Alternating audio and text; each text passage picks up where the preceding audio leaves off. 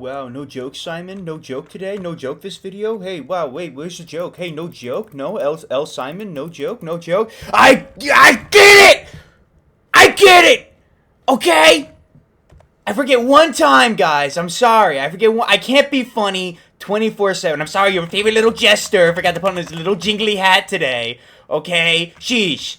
Alright, fine. You want a joke? You want a joke? Here you go. Yeah, you see it? It's you.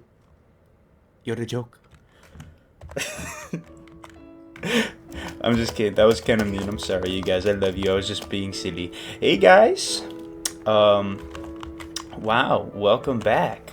What is the diggity deal, guys? Today, oh man, I was kind of strapped for things to talk about. I'm not gonna lie. Mostly because I've talked about the things that I'm already like very passionate about. Like I've talked about the Bible more time, like at least 4 times now, maybe 5. I don't know. Talked about the more like personal things that I feel like we're already like developed. But now I'm kind of like it's either it's like a topic that is so brief that it wouldn't make a very good video, or it's so big that I would have no idea like what to even say. Like people have been telling me like, oh yeah, you should make a video about sin. Make a video about sin, bro. That's the whole point. That's the whole thing. That's literally the whole religion. And what am I supposed to? I was supposed to summarize it in a 20-minute video. I probably could, but I'm definitely need to probably let that stew a little bit more. But recently I have come across. I picked up a book that I haven't read in a while. And I've learned from something else that it's actually a very Catholic book. And I was like, whoa, I didn't know this when I read it the first time. So I want to talk about that. The book is called A Good Man is Hard to Find by Flannery O'Connor. It's a little short story. Hey guys, before I start talking about this very cool, interesting book, I would very highly encourage you to read it on your own. It is a short story. It is like maybe not even, I don't even think it's 40 pages long. It's very, very brief, very short, very interesting. Go read it. Pause and think about it for a little bit. Don't just read it and then immediately come back to the video, but read it, chew on it a little bit, and then come back, okay? Because I want you to get your own experience first before I start yapping about it, okay? All right, thank you.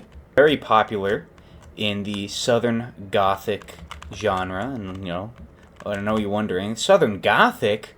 What are you talking about? Like wearing black dresses and going to a cookout? No, not quite. Although that would be pretty cool. But Southern Gothic is a literary genre that sort of displays a very gritty realism when it comes to the Deep South, right? So get out of the way. So the most popular example of a Southern Gothic would be To Kill a Mockingbird, because it's full of Southernisms, right? It's very much a Southern book, but it is so it's upsetting, it's disturbing because of how real it is. It's Gothic. And the big thing about Southern Gothism is that even through all of the, wow, isn't this kind of messed up? There's still little glimmers, little bits of hope to be found, of beauty, I suppose. That's kind of the point of Gothism in general. But Southern Gothism, sometimes it'll neglect that fact, and it'll literally just be a story that's, hey guys, isn't this messed up? But yeah. And Flannery O'Connor was a very, very Catholic author. She wrote her books through a very Catholic lens, and so much so that she actually influenced one of my favorite bands now. One of my favorite bands nowadays is the Hillbilly Thomasts. Ooh, let me tell you, I love the Hillbilly Thomasts. I might make a whole new video about them specifically, but I don't want to get copyright striked. But ooh, I love their songs. But they're very much inspired by Diamonds. It's been too long. It's been so long. But they're very much inspired by Flannery O'Connor, and that's most evident in literally just their name, the Hillbilly Thomasts, because that comes from a Flannery O'Connor quote where she says, "Most people will read Wise Blood and think that I'm a hillbilly nihilist, but I want to give the impression that I am a hillbilly Thomist. And that's kind of like the whole shaboing boing, you know? Get out of the way. I need to lock you guys in a cage. That's what I'm gonna figure out how to make a lead. That's gonna be my next thing. I'm gonna pause construction on my church just to figure out how to trap these guys so I don't gotta deal with them anymore. But yeah, that kind of like that's the whole essence of her works, is that if you don't really if you're out of the loop, it seems like these are very nihilistic, depressing books. But if if you're Catholic, if you have that Catholic sort of faith and that Catholic understanding, suddenly these books become very real in a much different way. Yeah, one of the best examples of this, well, other than Wise Blood, obviously, but one of the best examples of this is A Good Man is Hard to Find, which pops up surprisingly a lot in quotes for like Catholic things. Like the Hillbilly Thomas have a shirt that I'm literally wearing right now that says "A good band is hard to find," and then there's another like thing, I forgot what it was. It's like a website. It was a Catholic website, and one of the subheaders was like "A good something is hard to find." I forgot what it was, but it's surprisingly like very present. But the story goes that there is this family in Georgia. They live in Georgia. That's my state. Represent. Yeah. They live in Atlanta, though. The story contains a grandmother and her son and his wife and their 2 kids, right? And that's the family, and then a cat. And the story starts out that, the grandmother is... The family is planning a trip to Florida, but the grandma is like, no, I don't want to go to Florida. Florida's so bad. But she really wants to go to East Tennessee, because that's where all her buddies are. And she says, the kids have already been to Florida. Let's just go to East Tennessee. Come on. It'll be fine. There's this guy on the loose. He's called the Misfit. He's a crazy man. He's heading to Florida. We should go to East Tennessee. But the dad was like, no, it's already decided. We're going down to Florida. I see what you're doing here. You're not thinking about yourself, or you're not thinking about the family. You're thinking about yourself. Yada, yada, yada. Nice try, Mom. And, throughout the book, you have these very silly little interactions between... the whole family. Like the daughter is reading a book, and the dad suggests, oh, well, Grandma, if you don't like it so much, why don't you just stay behind? And the daughter says, Grandma wouldn't stay behind to be queen of the world for a day, without looking up. And then some more unrelated jabbering, and then she says she wouldn't stay if she had $1 million. So she just kept on going. I think that was very cute. It adds a lot of relatable character to these things. They're kind of like Little Women moments, if you've ever read that. Where it's like it feels actually like real people. And so they get into the car, and Grandma actually sneaks in the cat. The cat was supposed to stay home, but Grandma was like, no, I could never let the kitty cat stay home alone all by himself. He'll miss me too much, obviously. He'll die without me. He'll miss me. He'll die from missing me so much. But of course doesn't tell anybody. This is all in her head. So she sneaks on the cat, and everyone's none the wiser. On the way down, they have a little moment of some good old Southern racisms when they see a little African American boy. And I was even surprised to find that even back in the 19 whenevers, they were still talking about the watermelon stereotype. So that was a very big surprise reading that. But if you're writing a story and you want the characters to feel real, and it's about this white family that lived in Atlanta in the like very brief post-Depression South, or maybe it's pre-Depression, I don't know. That's very realistic dialogue at the very least. So but it also shows that this family is very much imperfect. They're not good people by any means, and that's kind of a big theme. Is that kind of everyone in this car is kind of a snot in their own way. Yeah, they're getting into all these little conversations, little arguments. They pull over into a road stop gas diner thing, and they meet the owner. I forget his name. It's like Big Red or something like that. And he's talking to them, and he's like, "Oh shoot, man, I can't trust nobody nowadays. Can't trust no one. You know what happened to me? What happened? Big Red." Some guy came in, and he pumped himself full of gas, and man, he wanted to test the gas out before. I'm not entirely sure. This might be some old, like, archaic thing that I'm not too sure. But he basically stole gas. He basically stole the gas without paying. And the dude was like, "Man, a good man's hard to find. Ain't that the truth?" Yeah, roll credits. Boo-doo-doo-doo-doo. And they talk about the misfit again, this criminal that's going out and about, heading down to South Florida. Man, isn't that crazy? Ain't the world what it used to be? I tell you what, the world ain't right. I remember back in my old day, you could leave the house with your front porch unlocked. Can't do that no more. I tell you what, that ain't how the world works no more. Ain't a good man's hard to find. Ain't that the truth? That's basically what keeps on happening, is that they bring up more and more, like, oh man, everything's gone down.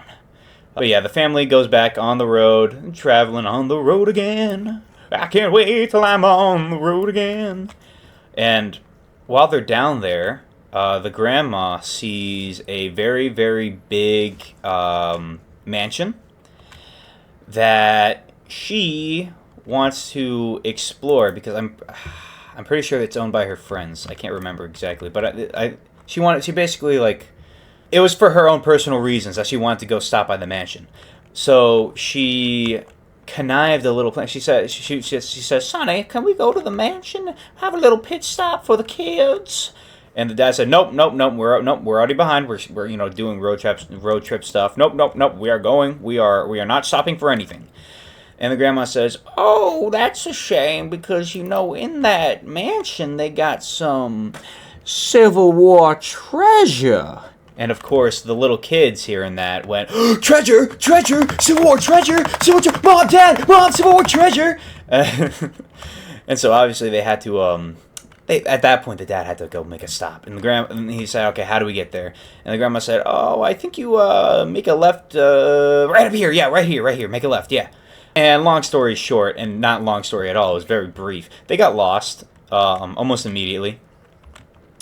And in doing so, what ends up happening is the cat comes out and gets all scared and angry, and he runs around the cab and he scratches people's faces, and the dad ends up wrecking the car against a tree.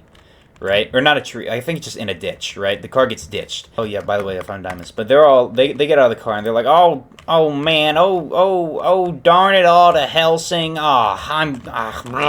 This man. Oh, hey, at least there's a car up front. Maybe we get some help.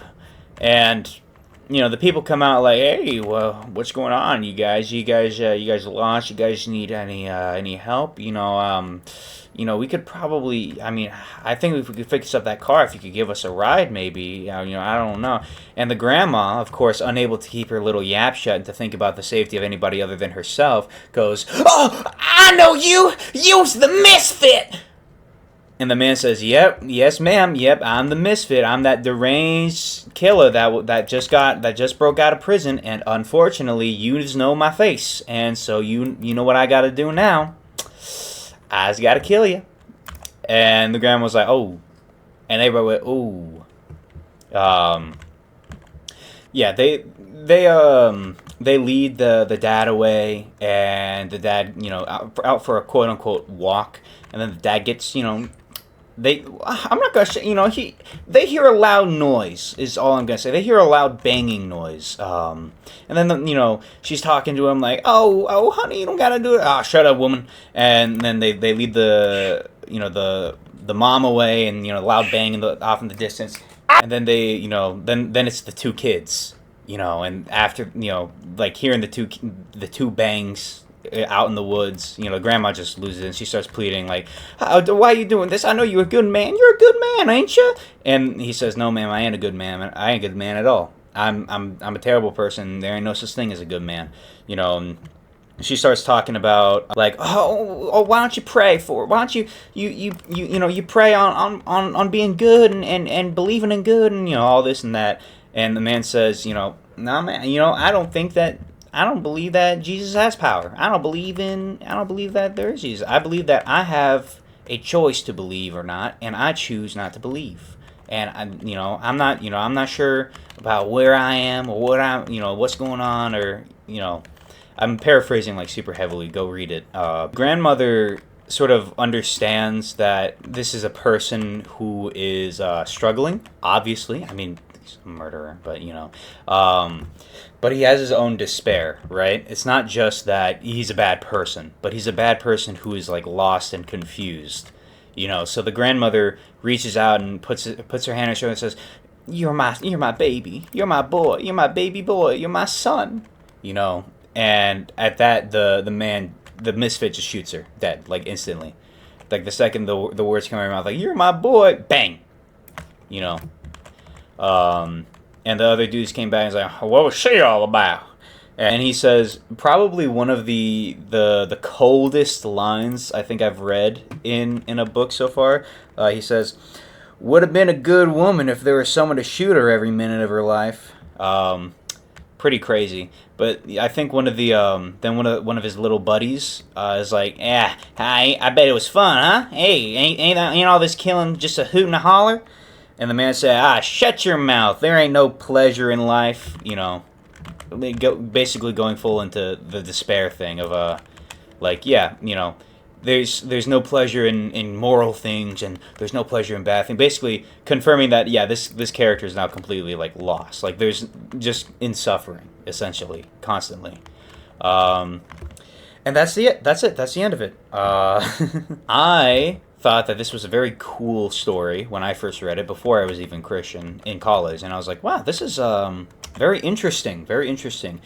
And we went through it in class talking about the grandmother is obviously a hypocrite, obviously a bad person, so is the misfit, and at the end of it, like the whole story, the grandmother is just being a hypocrite, being self-centered, thinking only about herself, and by the end she dies pleading for her life from the consequences of her actions. She's a bad, basically, we're all on the same page. And I didn't realize until about a week ago when I looked into the book again, and learning that Flannery O'Connor was a very Catholic writer, and learning that was influencing the book. That the book isn't just that. That's not what the book is about. That's not what the ending is about, at least. The book is very much like, humans are bad people. Obviously, that's in the Southern Gothic genre as it is. That real life is full of bad people, and a good man is hard to find. The ending specifically wasn't that, oh man, isn't this really messed up that now the grandma gets her comeuppance, and even the bad guy doesn't really understand his own place in the world. Wow, ain't that just a kick in the chest? No, it's a statement about how even with someone as self-centered and crooked as the grandmother, even to somebody as cruel and evil as the misfit, you can still have God working through people. Through His grace can still work through people. The grandmother was getting to the misfit, right? If in the dialogues, she was her words were starting to make him very uncomfortable, and so it was sort of planting those little seeds in him.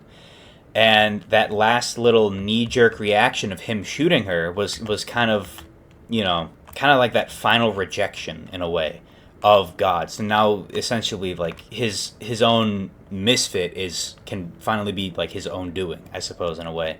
But the grandmother, didn't die as a bad person getting her comeuppance. She died as someone who was, even in her last moment, like trying to impart that sort of grace, So it turns the book from being basically just a Twilight Zone-esque, wow, guys, isn't that really messed up? Doesn't that wow, humans stink. Anyways, here's the next one, into like, hey, this book is about, anguish and mercy and charity and grace and how God works through broken humans, right? We're not, it's not just you have saints and you have sinners. It's you have sinners who become saints, or you have saints through sinners, right?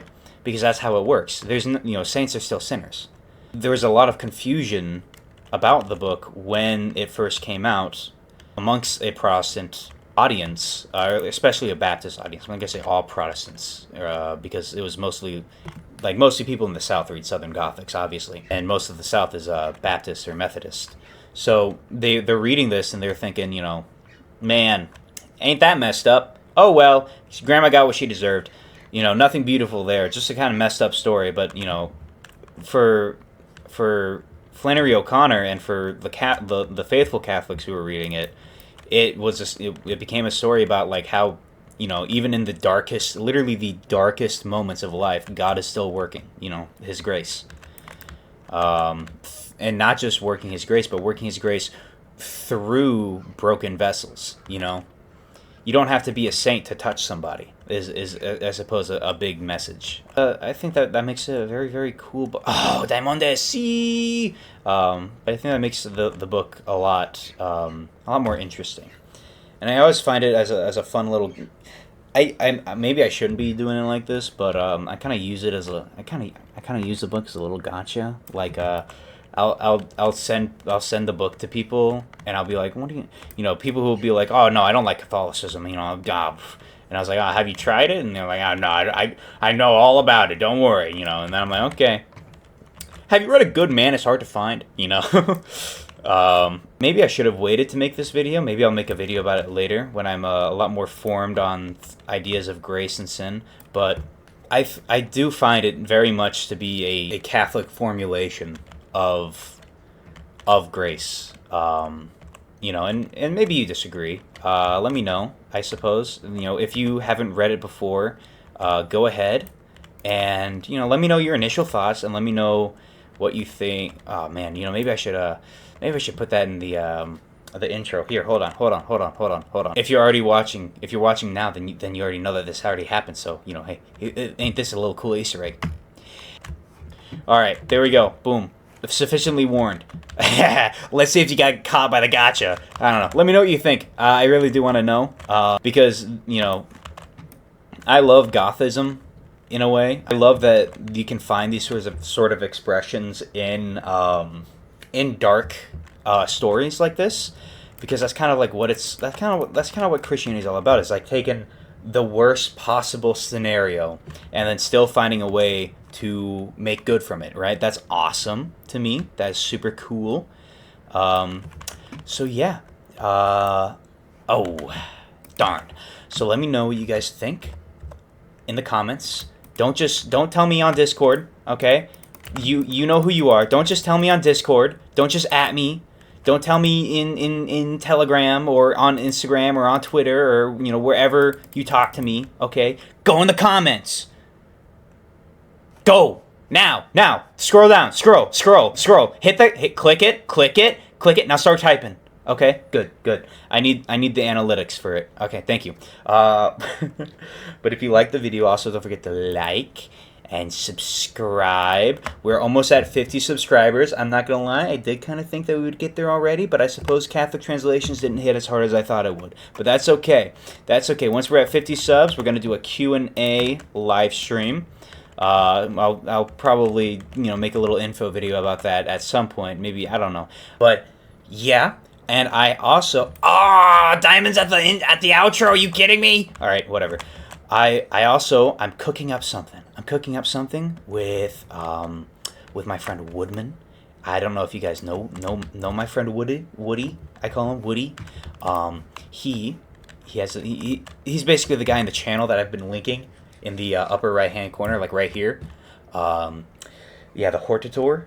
We're gonna be doing a little collab, I suppose, in a way. That's coming up. So make sure you guys subscribe to me, subscribe to him, so you don't miss out on nothing. And yeah, let me know what you guys think.